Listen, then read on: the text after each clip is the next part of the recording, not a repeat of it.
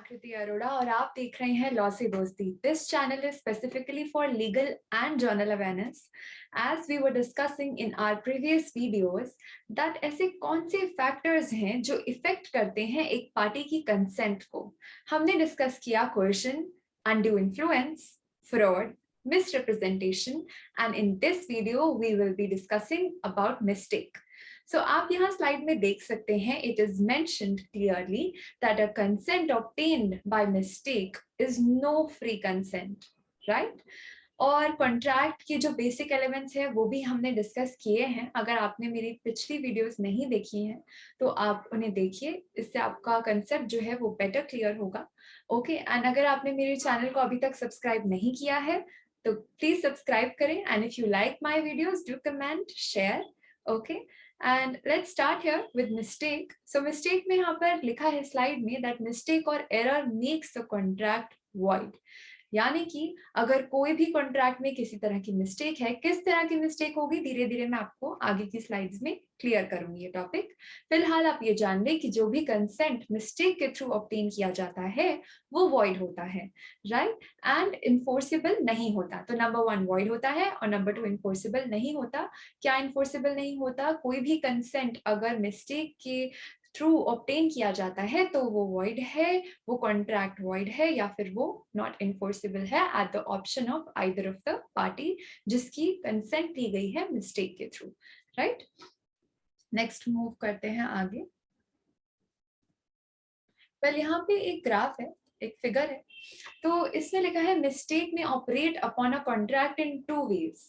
ठीक है, ऐसे कौन से वेज हैं जिसमें मिस्टेक ऑपरेट करता है?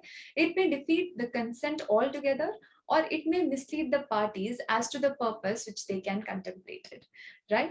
Next है the former case falls under section 13. यानी कि यहाँ पे पहला केस जो है वो section 13 में दिया गया है और जो later वाला पार्ट है वो दिया गया है section number 20 में.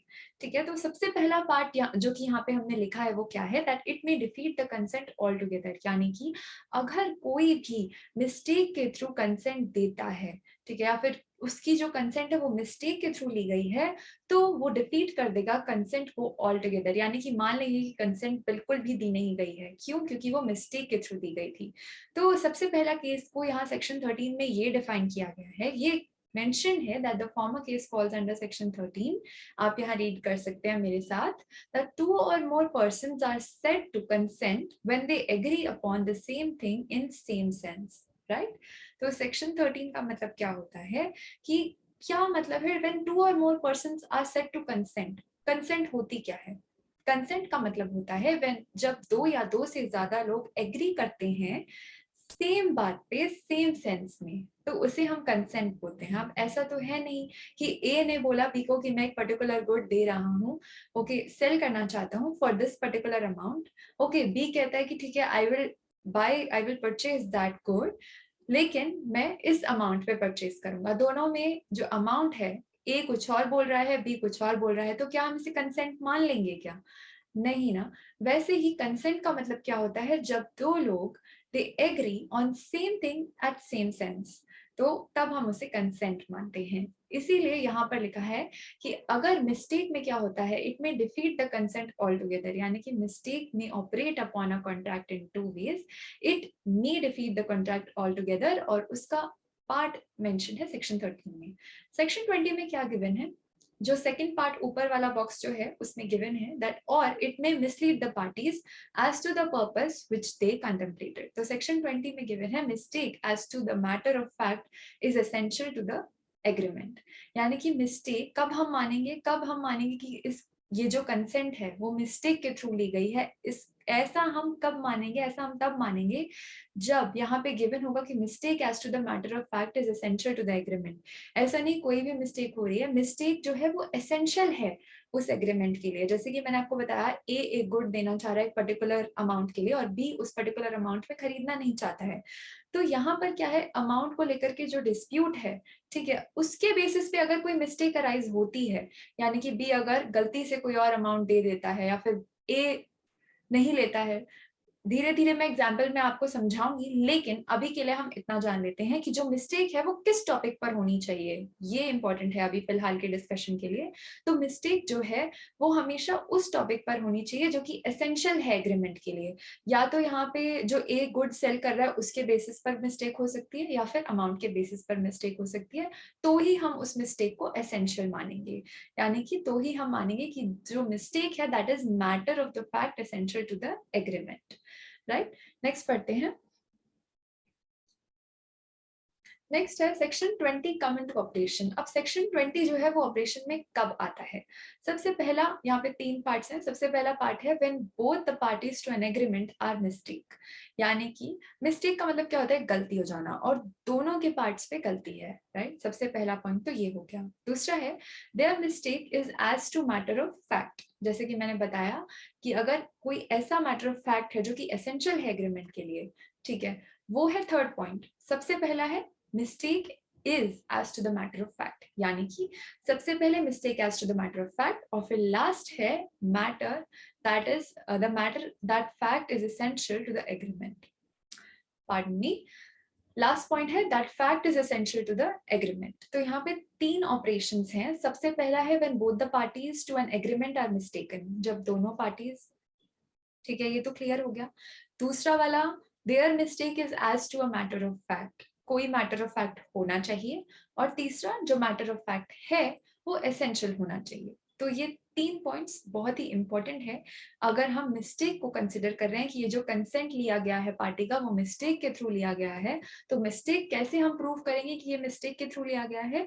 इसी तरह प्रूव किया जाएगा कि या तो आइदर दोनों जो पार्टीज हैं वो both the parties to an agreement are mistaken, ठीक है, number 1। number 2 their mistake is as to a matter of fact, या फिर number 3 that fact is essential to the agreement।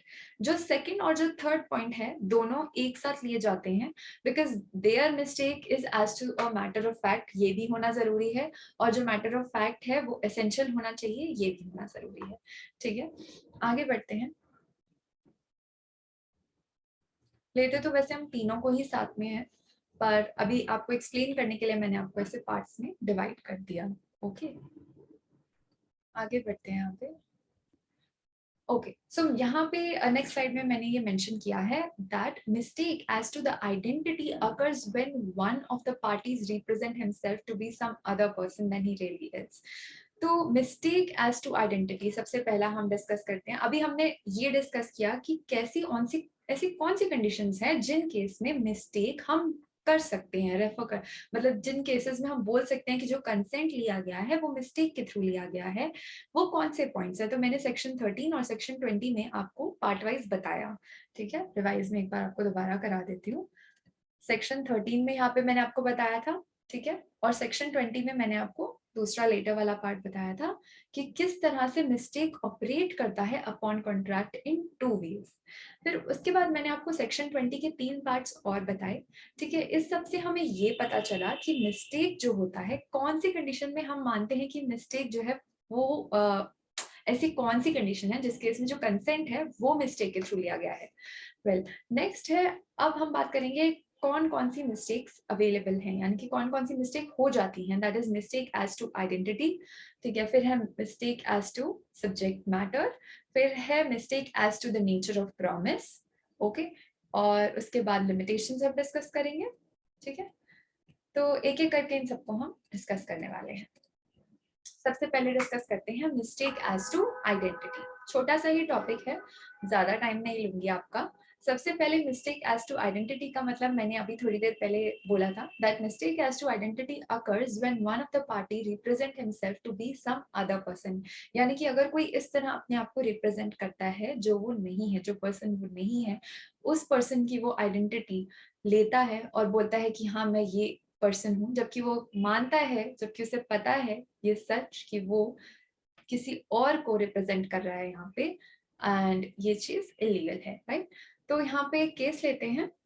मैंने केस को यहाँ पे मेंशन किया है, आप चाहें तो इसे नोट कर सकते हैं। ओके, इस केस में क्या होता है कि जो जोन्स था, he sent an order, okay, for the purchase of certain goods, and by the time this order reached, and the जो पार्टी बी था, he has sold his business to the other person, right? So जो other person था, he supplied the goods to Jones. Now Jones refused to pay on the ground that he had never placed an order with the person जिसका नाम मैंने यहाँ पे mention किया है. एक बार आप इसे रीड कर लें. ओके, पहले आप रीड कर लो, फिर मैं आपको इसके बारे में एक्सप्लेन करती हूँ. ठीक है, मैं आपको एबीसी करके एक्सप्लेन करती हूँ, थोड़ा इजी लगेगा. ओके, फॉर एग्जांपल इस केस में क्या हुआ था, एक पर्सन है ए, उसने ऑर्डर दिया बी को कि मुझे कुछ ये वाले गुड्स चाहिए. ठीक है, गुड्स का उसने ऑर्डर दिया बी को.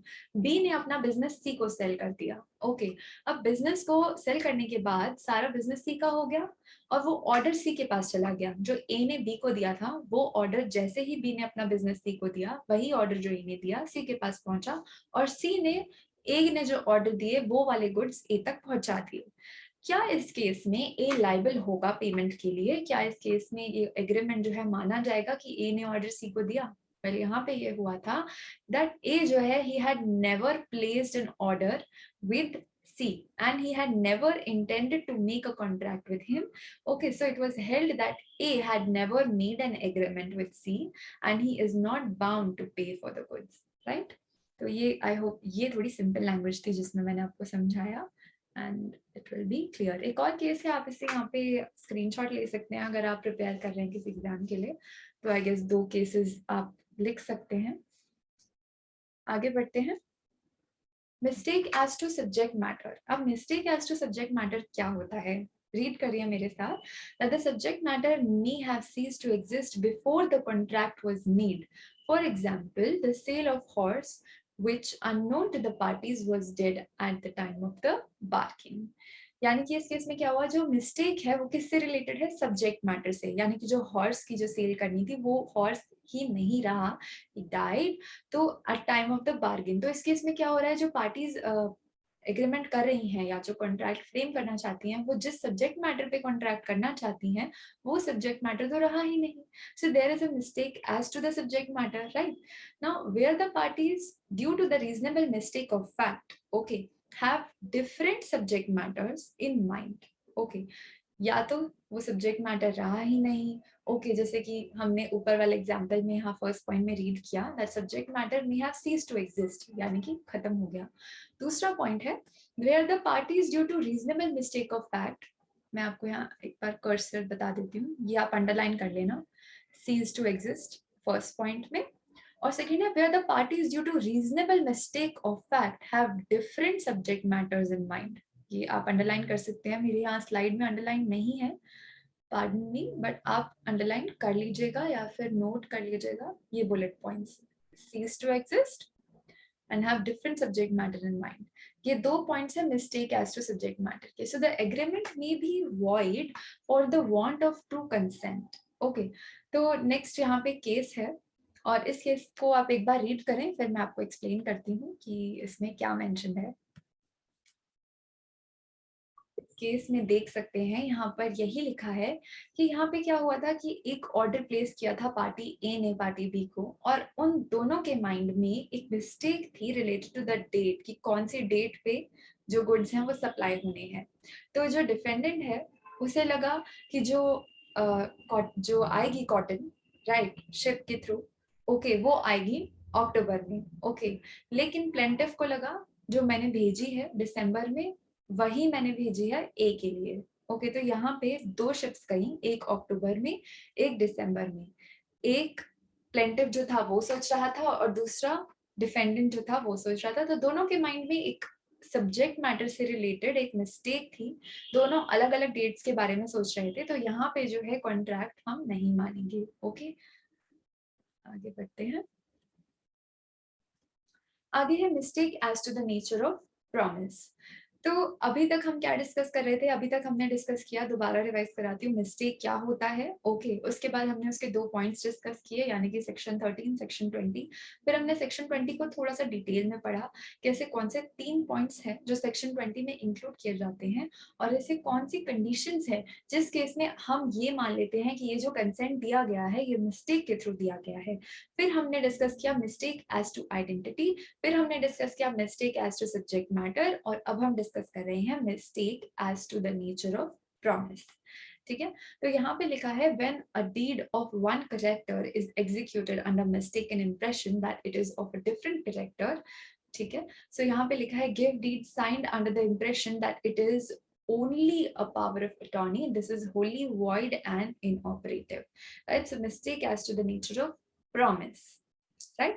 सो यहाँ पे क्या हुआ, अगर कोई साइन कर रहा है ये सोचकर कि ये गिव डीड है, okay okay, under the impression that it is only power of attorney, अगर I am sorry pardon me, अगर कोई ये साइन कर रहा है ये सोचकर कि ये पावर ऑफ अटॉर्नी है पर वो है गिव डीड, तो ये इस टाइप का एग्रीमेंट जो होगा वो होगा वॉइड और inoperative, right? A mistake of this kind is often brought about bye fraud of one party, यानी कि झूठ बोल के किसी के सिग्नेचर ले लेना ऐसे डॉक्यूमेंट पे, ठीक है, जो आपको तो पता है कि ये वो वाला डॉक्यूमेंट है ही नहीं, लेकिन सामने वाले बंदे को आप मिसरिप्रेजेंट कर रहे हैं। जैसे कि ऊपर एग्जांपल लिया, गिव डीड आप साइन करवा रहे हैं अंडर द इम्प्रेशन कि ये सिर्फ एक पावर ऑफ अटॉर्नी है, ठीक है। तो इस टाइप के अगर आप इस तरह से कोई कमिट करता है, ठीक है, फ्रॉड, इसे फ्रॉड भी कह सकते हैं हम। So a mistake of this kind is often brought about by the fraud of one party and a party fails to disclose to the other the true nature of the document. तो इस तरह के document, इस तरह का जो contract होगा वो वॉइड होगा, राइट? सो नेक्स्ट पढ़ते हैं आगे। अच्छा,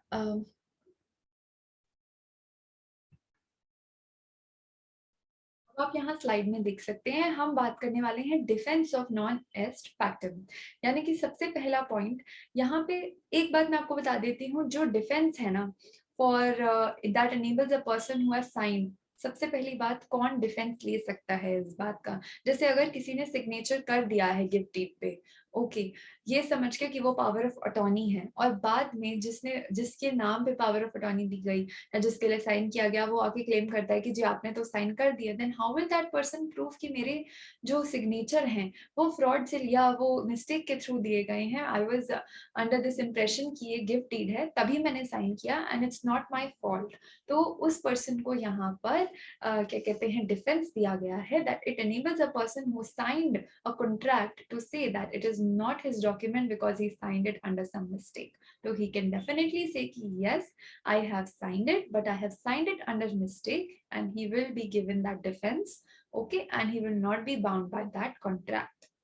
Next है, पहले ये जो डिफेंस था ये सिर्फ ब्लाइंड लोगों को दिया जाता था या फिर उनको दिया जाता था जो कि इलिटरेट है, लेकिन धीरे धीरे इसको एक्सटेंड कर दिया गया क्योंकि बहुत सारे केसेस ऐसे भी आए जिसमें लिटरेट लोगों को भी फ्रॉड कमिट करने के बाद, ओके, उनके सिग्नेचर ले लिए गए बहुत से ऐसे डॉक्यूमेंट्स पे जो उन्हीं के अगेंस्ट थे या वो नहीं देना चाहते थे, उनको मिस रिप्रेजेंट, उनके साथ फ्रॉड कमिट करके उनके सिग्नेचर ले लिए गए। तो ऐसे केसेस काफी बढ़ गए जिस वजह से पहले ये जो डिफेंस था वो अवेलेबल था ब्लाइंड लोगों के लिए या इलिटरेट लोगों के लिए, अब ये एक्सटेंड कर दिया गया है, okay, to others also, and it is not available to careless persons.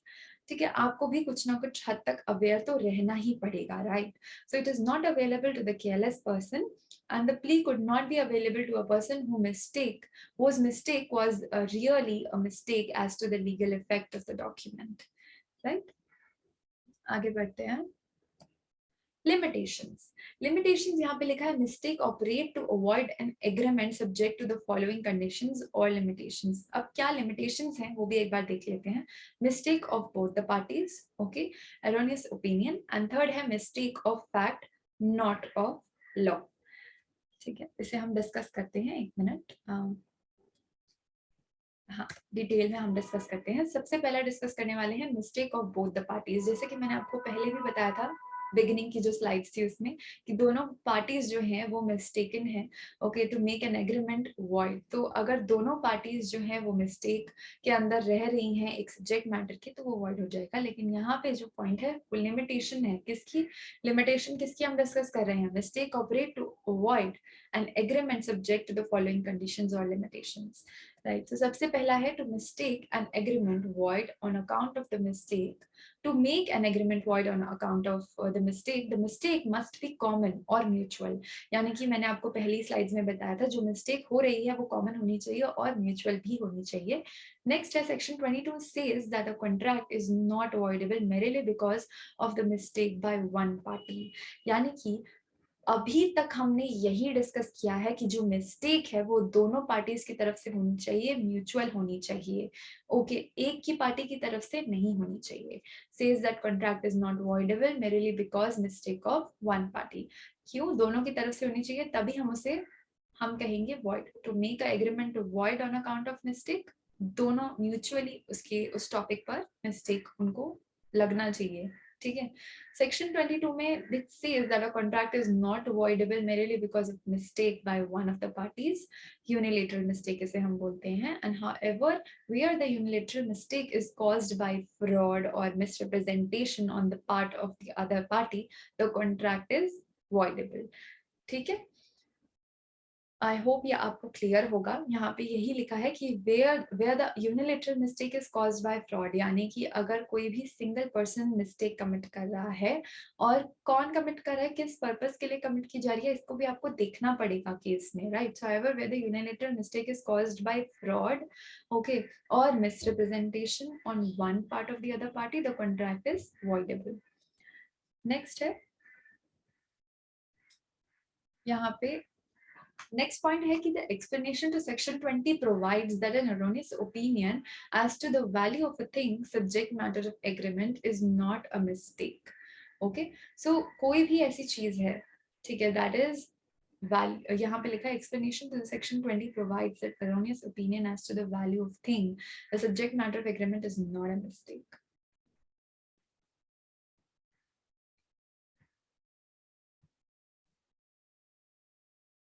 हम बात करते हैं mistake of fact not law। Okay, mistake of fact not of law, section 21 declares that a contract is not voidable because it is caused by a mistake। Okay,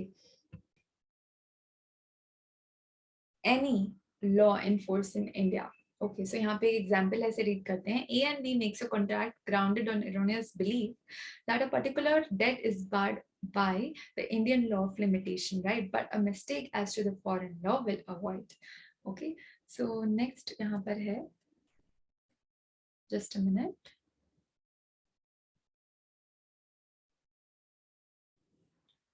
तो अभी तक हमने discuss किया mistake क्या होती है।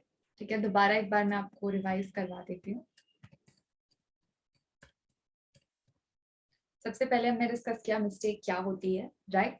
उसके बाद हमने डिस्कस किया ऐसे कौन से वेज हैं, मिस्टेक में operate upon contract in two ways, और वो दो वेज कौन से थे। सबसे पहला हमने डिस्कस किया it may defeat the consent all together, यानी कि मेंशन था सेक्शन 13 में, two or more persons are said to consent when they agree upon same thing in same sense, right.